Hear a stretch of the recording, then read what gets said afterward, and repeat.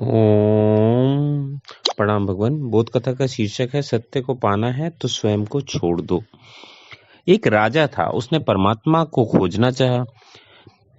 वह किसी आश्रम में गया। उस आश्रम के प्रधान साधु ने कहा कि जो कुछ तुम्हारे पास है उसे छोड़ दो।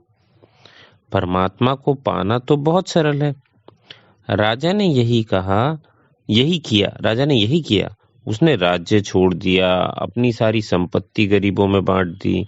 वह बिल्कुल भिखारी बन गया। लेकिन साधु ने उसे देखते ही कहा, अरे तुम तो सभी कुछ साथ ले आए हो। राजा की समझ में कुछ भी नहीं आया, पर वह बोला नहीं। साधु ने आश्रम के सारे कूड़े करकट का फेंकने का काम उस राजा को सौंपा। आश्रम वासियों को तो ये बहुत कठोर लगा, किंतु साधु ने कहा, सत्य को पाने के लिए राजा अभी तैयार नहीं है और इसका तैयार होना तो बहुत ही जरूरी है। तो कुछ दिन और बीते। आश्रम वासियों ने साधु से कहा कि अब वह राजा को इस कठोर काम से छुट्टी देने के लिए उसकी परीक्षा ले ले। साधु बोला, अच्छा। अगले दिन राजा जब कचरे की टोकरी सिर पर लेकर गांव के बाहर फेंकने जा रहा था, तो एक आदमी रास्ते में उससे टकरा गया। राजा बोला, आज से 15 दिन पहले तुम इतने अंधे नहीं थे। साधु को जब इसका पता चला तो उसने कहा, मैंने कहा था ना कि अभी समय नहीं आया है। वह अभी वही है।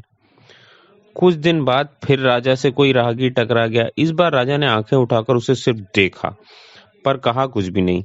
फिर भी आंखों में जो क्रोध था, उसने जो भी कहना था कह ही दिया। साधु को इस बात की जानकारी मिली तो उसने कहा, संपत्ति को छोड़ना कितना आसान है, पर अपने को छोड़ना कितना कठिन है। तीसरी बार फिर यह घटना हुई। इस बार राजा ने रास्ते में बिखरे कूड़े को बटोरा और आगे बढ़ गया चुपचाप, जैसे कुछ हुआ ही ना हो। उस दिन साधु बोला, अब यह तैयार है। जो खुद ही को छोड़ देता है वही प्रभु को पाने का अधिकारी होता है।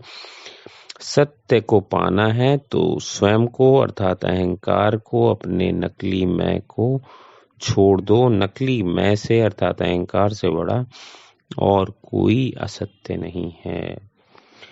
बहुत अद्भुत बोध कथा है भगवान। आज इतना ही। बहुत बहुत धन्यवाद।